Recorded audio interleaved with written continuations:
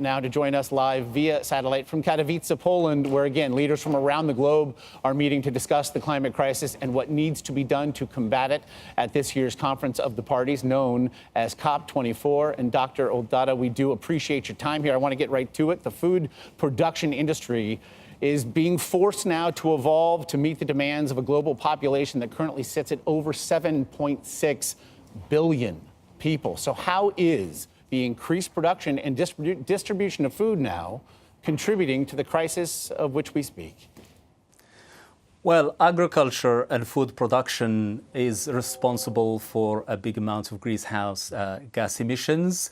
It is a sector that is also very vulnerable to the impact of climate change. So in terms of food production, the food systems use actually about 30% of the world available energy, and 70% of that is used to deal with food after it has left the farm. And that means in terms of transport, in terms of packaging, advertising, etc. So there is also a large amount of water that is being used in the food system. About 70% of the water available that is used for food production. So agriculture and food systems have an important role to play in addressing climate change. They are a problem, but they're also a fundamental part of the solution in tackling climate change. In fact, we cannot address the issue of climate change without tackling food production and food systems in general. So this means that the food systems have to change because climate change is here. We are experiencing it now in terms of extreme weather events and droughts and heat waves, as we heard earlier, that are affecting food production and are also affecting human health as well in terms of the quality of food. So while agriculture is part of the problem, it is also a fundamental part of the solution, and the food systems have really to adapt to the new reality of climate change. And so the food systems are not fit for purpose anymore in this context of climate change. How then are we seeing crop supplies adapting in terms of how they're grown, how things are processed? And I think a question that goes hand in hand with that is quality now being compromised of the global food supply? Absolutely, because there is a huge pressure on natural resources to grow food. When you consider, as I said earlier, in terms of the large amount of resources being used to produce food, if we consider also the growing population and the fact that we are expecting about 2 billion extra people by 2050, there would be even a bigger pressure on the environment, bigger pressure on the use of natural resources. So the food production is going to be affected. But in terms of the quality of food, that means that if we produce food in the same rate as we're doing now, there would be more emissions in the atmosphere. And more emissions in the atmosphere means that more growth of the crops. So the crops actually will grow quicker, but unfortunately, they won't have enough time to assimilate the nutrients from the soil. So you end up with food that is low quality, low in nutrition.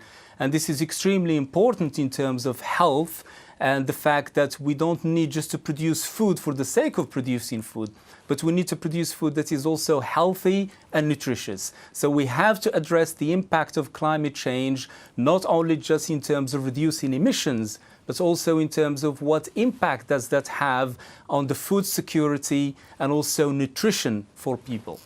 And in terms then of production, it's important that things be put in place, systems be put in place so that sustainability can become a reality as well. So if you divide this topic into two parts, the idea of sustainability and the idea of waste management, are we seeing any movement on the former in places that give you a bit of optimism? There is some movement, but it's not enough.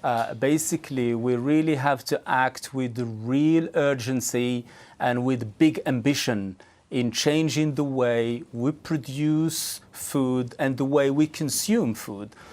Because when you look on one hand, if you look at the food security around the globe, on one hand we have 821 million people who are undernourished.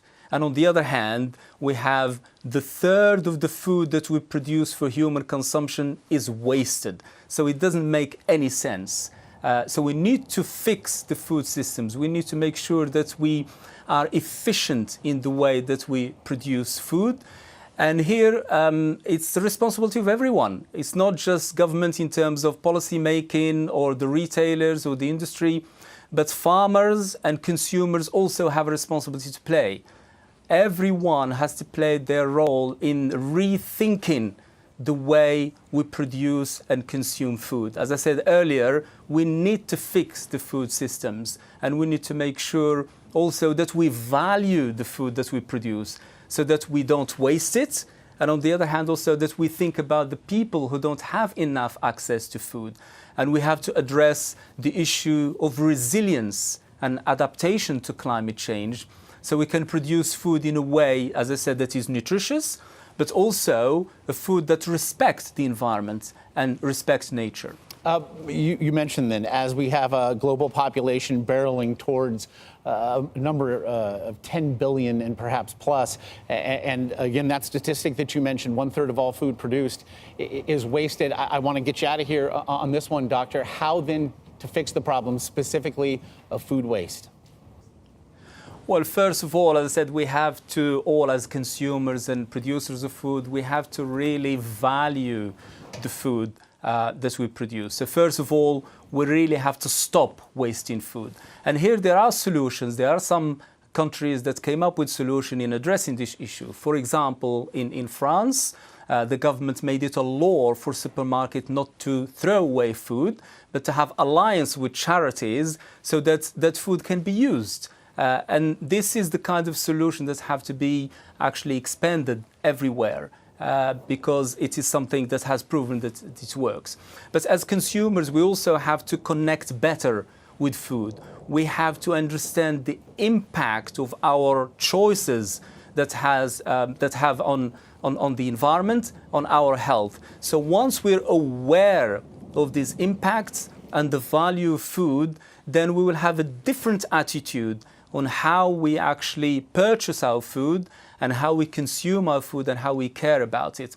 So the policy is important, incentives are important, but consumer choices are also important. And farmers also has responsibility to play in terms of looking at how food is produced and making sure that it's produced efficiently as well. Such an important part of the fight of this crisis. Dr. Ould Dada there in Katowice, Poland for COP24. We very much appreciate your time.